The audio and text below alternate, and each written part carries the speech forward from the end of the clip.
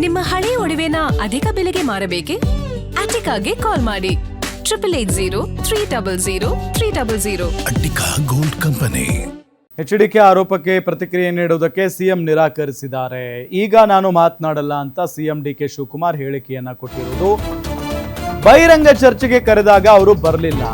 ಮುಂದೆ ಅಧಿವೇಶನ ಇದೆ, ಅಸೆಂಬ್ಲಿಯಲ್ಲೇ ಚರ್ಚೆ ಮಾಡೋಣ, ಅನುಭವಿ ರಾಜಕಾರಣಿಗಳ ಬಳಿ ಮಾತನಾಡಿಸಲಿ, ಎಲ್ಲದಕ್ಕೂ ಅಧಿವೇಶನದಲ್ಲೇ ಉತ್ತರ ಕೊಡೋಣ, 4,500 ರೈತರು ಭೂಮಿ ಕೊಡಲ್ಲ ಅನ್ನೋ ದಾಖಲೆ ಬಿಡುಗಡೆ ವಿಚಾರ, I wish them all the best ಅಂತ ಸಿಎಂ ಡಿಕೆ ಶಿವಕುಮಾರ್ ಹೇಳಿ ಮಾತನ್ನ ಮುಗಿಸಿದ್ದಾರೆ.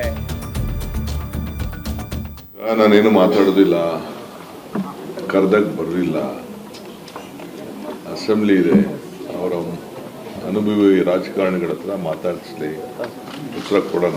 ಕೆಲವೊಂದಿಷ್ಟು ದಾಖಲೆಗಳು ಬಿಡುಗಡೆ ಮಾಡಿದ್ದಾರೆ ಸರ್ ಅವರು. I wish them all the best. ನಾನೇನು ಮಾತಾಡೋದಿಲ್ಲ, ಕರೆದಾಗ ಬರಲಿಲ್ಲ, ಅಸೆಂಬ್ಲಿ ಇದೆ, ಅವರ ಅನುಭವಿ ರಾಜಕಾರಣಿಗಳ ಹತ್ರ ಮಾತಾಡಿಸ್ಲಿ, ಉತ್ತರ ಕೊಡೋಣ. ಕೆಲವೊಂದಿಷ್ಟು ದಾಖಲೆಗಳು ಬಿಡುಗಡೆ ಮಾಡಿದ್ದಾರೆ ಸರ್ ಅವರು. I wish them all the best. ನಾನೇನು ಅಡ್ಡ ಮತದಾನವನ್ನ ಗಂಭೀರವಾಗಿ ಪರಿಗಣಿಸಿದೆ. ಈಗ ಬಿಜೆಪಿ ಅಡ್ಡ ಮತದಾನ ಕುರಿತ ವರದಿಯನ್ನ ಕೇಳಿದೆ. ಬಿಜೆಪಿ ಹೈಕಮಾಂಡ್ ವರಿಷ್ಠರಿಗೆ ವರದಿ ನೀಡುವುದಕ್ಕೆ ರಾಜ್ಯ ಬಿಜೆಪಿ ನಾಯಕರು ದೆಹಲಿಗೆ ಹೋಗ್ತಾ ಇದ್ದಾರೆ. ಹೈಕಮಾಂಡ್ ಬುಲಾವ್ ಹಿನ್ನೆಲೆ ದೆಹಲಿಗೆ ಹೋಗಿದ್ದಾರೆ. ಬಿಜೆಪಿ ರಾಜ್ಯಾಧ್ಯಕ್ಷ BY ವಿಜಯೇಂದ್ರ ಅವರು ಬೆಳಗ್ಗೆಯೇ ದೆಹಲಿ ತಲುಪಿದ್ದಾರೆ. ಬಿಜೆಪಿ ರಾಜ್ಯಾಧ್ಯಕ್ಷ ವಿಜಯೇಂದ್ರ ಹೈಕಮಾಂಡ್ಗೆ ಸತ್ಯ ಶೋಧನಾ ಸಮಿತಿ ವರದಿಯನ್ನ ನೀಡಲಿದ್ದಾರೆ. ವಿಜಯೇಂದ್ರ ಅವರು ಕೆಲ ಶಾಸಕರ ಮೇಲಿರುವ ಅನುಮಾನದ ಬಗ್ಗೆಯೂ ಮಾಹಿತಿಯನ್ನ ನೀಡಿರೋದು. ಸಂಜೆ ದೆಹಲಿಗೆ ತೆರಳಿದ್ದಾರೆ ವಿಪಕ್ಷ ನಾಯಕ R ಅಶೋಕ್. ಧರ್ಮಸ್ಥಳದಲ್ಲಿ ಶಾಸಕಾಂಗ ಸಭೆ ಬಗ್ಗೆಯೂ ವರಿಷ್ಠರ ಜೊತೆ ಚರ್ಚೆ ಮಾಡುವಂತ ಸಾಧ್ಯತೆ ಇದೆ. ನೋಡಿ, ಅಡ್ಡ ಮತದಾನ JDS ಮತ್ತು ಕಾಂಗ್ರೆಸ್ನಲ್ಲಿ ಓಕೆ, ಅದೆಲ್ಲ ದೊಡ್ಡ ಮಟ್ಟದಲ್ಲಿ ಆಗಾಗ ನಡೀತಾನೆ ಬಂದಿದೆ. ಬಟ್ ಬಿಜೆಪಿ ಅಂತ ಬಂದಾಗ ಬಹಳ ಶಿಸ್ತಿನ ಪಕ್ಷ, ಕೇಂದ್ರದಲ್ಲಿ ಅಧಿಕಾರದಲ್ಲಿದೆ, ಜೊತೆಗೆ ಪ್ರಧಾನಿ ನರೇಂದ್ರ ಮೋದಿ ಅವರ ನಾಯಕತ್ವ, ಅಮಿತ್ ಶಾ ಅವರ ನಾಯಕತ್ವ, ಇಂಥ ಘಟಾನುಘಟಿಗಳಿರುವಂಥ ಪಕ್ಷ ರಾಜ್ಯದಲ್ಲಿ ಇಷ್ಟೊಂದು ವೀಕ್ ಆಗಿ ಹೋಗ್ಬಿಟ್ಟಿದೆಯಾ?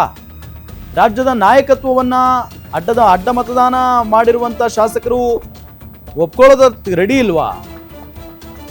ಈ ವಿಚಾರವನ್ನ ನಾಯಕತ್ವದ ಪ್ರಶ್ನೆಯೂ ಕೂಡ ಸಹಜವಾಗಿ ಹುಟ್ಕೊಳ್ಳುತ್ತೆ.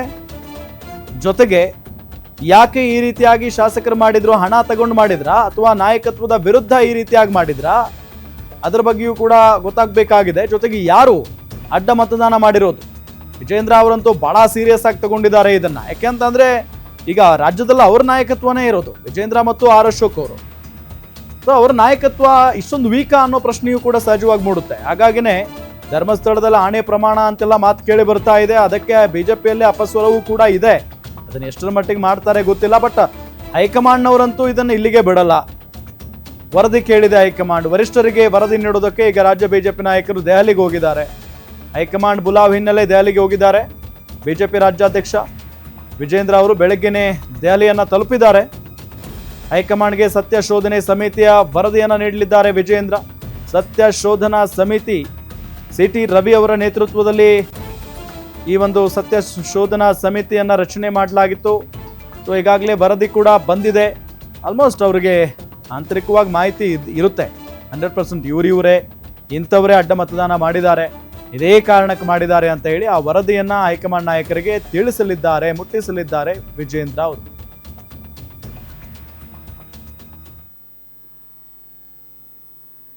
ಇದೇ ವಿಚಾರಕ್ಕೆ ಸಂಬಂಧಪಟ್ಟಂತೆ ಡೀಟೇಲ್ಸ್ ಕೊಡ್ತಾರೆ ನಮ್ಮ political bureau head Maruti Pavagada ಸಂಪರ್ಕದಲ್ಲಿದ್ದಾರೆ. ಮಾರುತಿ ಪಾವಗಡ, ಈಗ ಸತ್ಯ ಶೋಧನಾ ಸಮಿತಿಯನ್ನ ಕೂಡ ರಚನೆ ಮಾಡಿತ್ತು ಬಿಜೆಪಿ. ಗೊತ್ತಾಗಿರುತ್ತಾ ಇವರೇ ಅಡ್ಡ ಮತದಾನ ಮಾಡಿರ್ತಾರೆ, ಇದೇ ಕಾರಣಕ್ಕೆ ಮಾಡಿರ್ತಾರೆ ಅಂತ?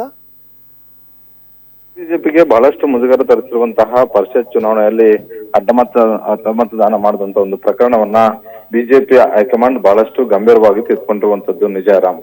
ಹೀಗಾಗಿ ಯಾರೆಲ್ಲ ಅಡ್ಡ ಮತದಾನ ಮಾಡಿದ್ದಾರೆ ಅನ್ನುವಂಥದ್ದನ್ನ ಪತ್ತೆ ಹಚ್ಚುವಂತ ಒಂದು ಕೆಲಸ ವಿಜೇಂದ್ರ ಮತ್ತೆ R ಅಶೋಕ್ ಅವರು ಮಾಡ್ತಾ ಇದ್ದಾರೆ. ಆದ್ರೆ ಅಡ್ಡ ಮತದಾನ ಮಾಡಿದಂತವರನ್ನ ಕಂಡುಹಿಡಿಯೋದು ಅಷ್ಟು ಸುಲಭ ಅಲ್ಲ. ಈ ಹಿಂದೆ ಹಲವು ರಾಜ್ಯಗಳಲ್ಲಿ ಈ ರೀತಿಯಾಗಿ ಅಡ್ಡ ಮತದಾನಗಳಾಗಿದ್ದಾವೆ. ನಮ್ಮದೇ ರಾಜ್ಯದಲ್ಲೂ ಕೂಡ ಇಂದಿನ ವಿಧಾನ ಪರಿಷತ್ ಚುನಾವಣೆ, ರಾಜ್ಯಸಭಾ ಚುನಾವಣೆ ಸಂದರ್ಭದಲ್ಲಿ ಅಡ್ಡ ಮತದಾನ ಮಾಡಿದ್ದಾರೆ. ರಾಜ್ಯಸಭೆ ಚುನಾವಣೆಯಲ್ಲಿ ಅಡ್ಡ ಮತದಾನ ಮಾಡಿದಾಗ ಅಲ್ಲಿ ಕೂತಿರುವಂತಹ ಏಜೆಂಟ್ ಅವ್ರಿಗೆ ಆ ಬ್ಯಾಲೆಟ್ ಪೇಪರ್ ಅನ್ನ ತೋರಿಸ್ಬೇಕಾಗುತ್ತೆ. ಹೀಗಾಗಿ ತಕ್ಷಣವೇ ಗೊತ್ತಾಗುತ್ತೆ ಯಾರೆಲ್ಲ ಅಡ್ಡ ಮತದಾನ ಮಾಡಿದ್ದಾರೆ ಅಂತ. ಆದ್ರೆ ವಿಧಾನ ಪರಿಷತ್ ಚುನಾವಣೆಯಲ್ಲಿ ಗೌಪ್ಯ ಮತದಾನ ಆಗಿರೋದ್ರಿಂದ ಯಾರು ಕೂಡ ಅಷ್ಟು ಸುಲಭವಾಗಿ ಅಡ್ಡ ಮತದಾನ ಮಾಡಿದಂತವರನ್ನ ಪತ್ತೆ ಹಚ್ಚೋದಕ್ಕೆ ಆಗುದಿಲ್ಲ. ಆದ್ರೆ ಅವರ ನಡೆ ನುಡಿ, ಬೇರೆ ಪಕ್ಷದವ್ರ ಜೊತೆ ಇರುವಂತಹ ಒಡನಾಟವನ್ನ ನೋಡಿ ಒಂದಷ್ಟು ಅಂದಾಜು ಮಾಡಿ ರಿಪೋರ್ಟ್ ಕೊಡುವಂತ ಒಂದು ಕೆಲಸ ಹಿಂದೆ ಹಲವು ಸಮಿತಿಗಳು ಮಾಡಿದಾವೆ.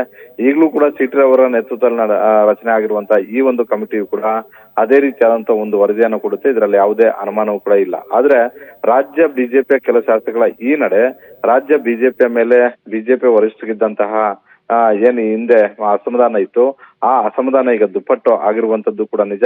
ಈ ನೆಲೆಯಲ್ಲೇ ವಿಜೇಂದ್ರ ಮತ್ತೆ ಆರ್ ಅಶೋಕ್ ಅವರು ಇಬ್ಬರಿಗೂ ಕೂಡ ಬುಲಾವ್ ಕೊಟ್ಟಿರುವಂತದ್ದು.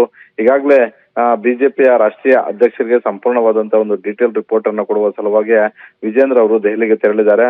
ನಾಳೆ ಬೆಳಗ್ಗೆ ವಿಜೇಂದ್ರ ಮತ್ತೆ ಆರ್ ಅಶೋಕ್ ಇಬ್ಬರನ್ನು ಕೂಡ ಕರೆಸ್ಕೊಂಡು ರಾಷ್ಟ್ರೀಯ ಅಧ್ಯಕ್ಷರು ಈ ವಿಚಾರದ ಬಗ್ಗೆ ಗಂಭೀರವಾದಂತಹ ಒಂದು ಚರ್ಚೆಗಳನ್ನ ಮಾಡ್ತಾರೆ. ಜೊತೆಗೆ ಯಾರೆಲ್ಲ ಈ ಕೆಲಸದಲ್ಲಿ ಭಾಗವಹಿಸ್ತಾರೆ ಅನ್ನುವಂತ ಒಂದು ರಿಪೋರ್ಟ್ ಕೂಡ ಬಿಜೆಪಿ ಹೈಕಮಾಂಡ್ ಕೊಡುವಂತಹ ಒಂದು ಸಾಧ್ಯತೆ ಇದೆ. ರಾಮ್, ಓಕೆ, ಥ್ಯಾಂಕ್ ಯು ತಮ್ಮೆಲ್ಲ ಮಾಹಿತಿಗಾಗಿ.